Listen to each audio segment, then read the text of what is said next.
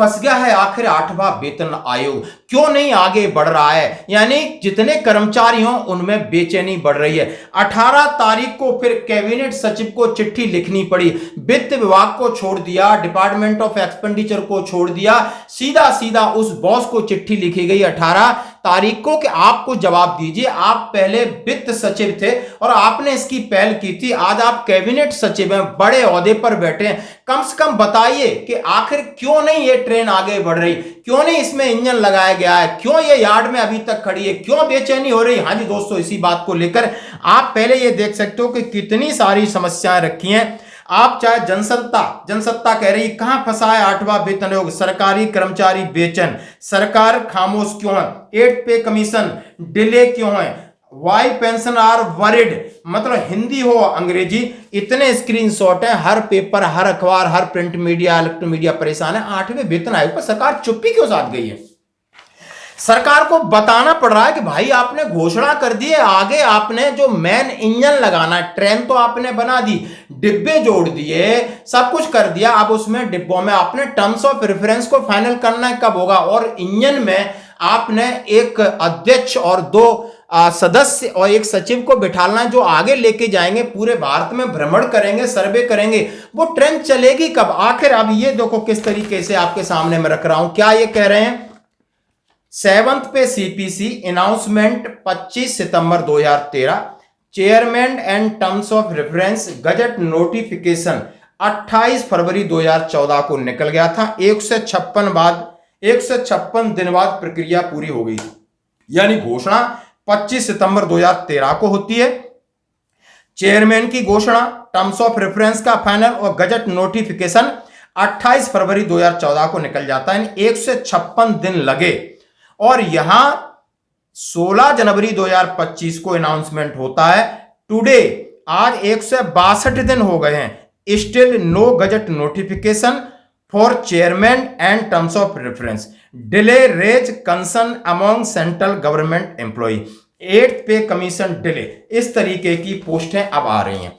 यानी गंभीर चिंता का विषय बनता जा रहा है आपका 8वां वेतन आयोग। अभी मैं इस खबर को पूरी तरीके से कवर करूंगा कि 18 जून को लास्ट एक अपडेट आया था, बहुत बड़ा अपडेट था और बड़े ओहदे वाले अधिकारी के पास भेजा गया था। कम से कम ये लोग, अथॉरिटी नहीं होगी शायद, इन लोगों को मालूम नहीं होगा कि आगे क्या चल रहा है।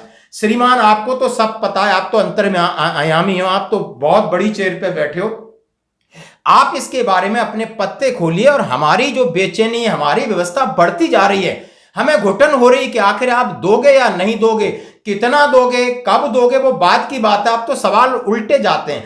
बीच में आपने फाइनेंस बिल लगा करके एक और बीच में घुंडी लगा दिए कि अब हमारी जो डीए है, डीआर है, 8वां वेतन आयोग है, पे कमीशन, ये आपके विवेक के ऊपर, आपके रहम के ऊपर निर्भर करेगा। आप टर्म्स ऑफ रेफरेंस में हमारे से लगातार इतनी मीटिंगें हुई, मीटिंग में हमने अपनी चीजें रखी, क्या आपने शामिल करोगे या नहीं करोगे, यह संशय का विषय बना हुआ है। तो तमाम उन्होंने संशय को लिखते हुए 18 जून को कैबिनेट सचिव को औपचारिक पत्र लिखा था। आइए इसके बारे में बात करते हैं, आखिर ये जवाब मिला या नहीं मिला, मिलेगा या कब तक मिलेगा, या आगे होने वाला क्या है, यानी आगे होने की संभावना है क्या है, मैं इसके ऊपर बात करूंगा। सबसे पहले बात करूंगा केंद्र सरकार के कर्मचारियों, पेंशन भोगियों का प्रतिनिधि मंडल एनसीएम जेसीएम का नेशनल काउंसिलिंग जॉइंट कंसल्टिव मशीन 8वें वेतन आयोग के गठन में संबंधित टर्म्स ऑफ रेफरेंस को सार्वजनिक करने की मांग तेज कर दी है। इस संबंध में एनसीजेसीएम के सचिव शिव गोपाल मिश्रा जी ने 18 जून को कैबिनेट सचिव को चिट्ठी लिखी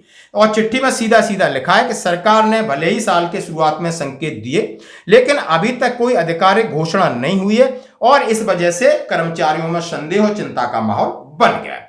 केंद्र सरकार के कर्मचारियों पेंशन भोगियों का प्रतिनिधित्व करने वाली नेशनल काउंसिलिंग के 8वें वेतन आयोग को टर्म्स ऑफ रेफरेंस को सार्वजनिक करने की मांग तेजी से कर दी है और 18 जून को कैबिनेट सचिव को पत्र लिख दिया था। अब उस पत्र में सीधे सीधे 3 चीजों का उन्होंने जाहिर किया कि आपने एक तो सबसे पहले रिटर्न में दीजिए कि 8वें वेतन आयोग का फायदा सभी पेंशनर्स को मिलेगा, चाहे वो 1 जनवरी 2026 से पहले के रिटायरीज हों, आपको लिखित में देना पड़ेगा। और आपने जो एक अध्यक्ष आयोग के जो गठन है, एक अध्यक्ष 2 सदस्य 1 सचिव, उसकी घोषणा तुरंत करें। टर्म्स ऑफ प्रेफरेंस को सार्वजनिक करें कि आखिर आपने क्या क्या कंसीडर किया है, उससे सारा पता चल जाएगा कि आप भविष्य में क्या देने वाले हो। यह हमारी चिंता और भ्रम की स्थिति है, इसको आप स्पष्ट रूप से मैं आपके संज्ञान में ला रहा हूं और आप अपना जवाब देके हमें अनुग्रहित करें, क्लियर करें। उन्होंने सीधा सीधा लिखा है कि पेंशन भोगियों को लेकर जताई जा रही है गंभीर चिंता और कर्मचारी संगठन की 3 मांगों के बारे में। लेकिन दोस्तों अभी तारीख हो गई है 27 से 28 तारीख है, अभी तक कोई जवाब आधिकारिक रूप से नहीं आया है। यही जवाब आ रहा है कि अभी हम उसके गठन की तैयारी कर रहे हैं और इनसे कोई पूछा जा रहा है लगातार। इस महीने में 4 बार इनसे पूछा गया है, इसको बाकी मीटिंग हुई, जेसीएम की एक स्टैंडर्ड मीटिंग हुई, चिट्ठी लिखी जा रही, लेकिन जवाब नहीं आ रहा है। तो आप अपना कमेंट्स करके बताइए आखिर सरकार क्या सोच रही, देगी या नहीं देगी। हमने आपसे सवाल पूछ लिया था कि 20% देती है तो फिटमेंट फैक्टर 1.92 होता है, और 25% देती है तो फिटमेंट फैक्टर 2.0 होता है, 30% देती है तो फिटमेंट फैक्टर 2.08 होता है, 35% बढ़ोतरी करती तो 2.16 होता है, 40% बढ़ोतरी करती तो 2.24 होता है।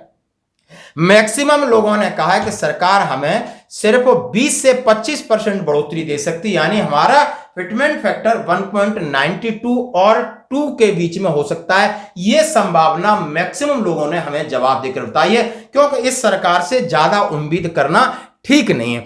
अब ये कितना देगी, अब मेरा दूसरा सवाल है, क्या ये सरकार डिले क्यों कर रही है? क्या सरकार ये राजनीतिक फायदा उठाने के चक्कर में, क्या समझ रही है सरकार के बिहार के चुनाव, इस साल में बिहार के चुनाव है, उसकी प्रक्रिया चुनाव की लगभग शुरू हो गई है, अधिसूचना जारी नहीं हुई है, लगभग अगस्त से सितंबर में होने, तो वहां तक सरकार इसका वेट कर रही है, क्योंकि बिहार बहुत बड़ा राज्य है और इसको मोदी सरकार चाहती है हमारे कब्जे में रहे, इसके लिए तुटका पत्ता है। इसके ऊपर आपने टिप्पणी करनी होगी। और आगे 2027 में उत्तर प्रदेश का चुनाव, सरकार के मन में क्या है, ये आप किस तरीके से सोच रहे हैं, इसका जरूर रिप्लाई करें। धन्यवाद।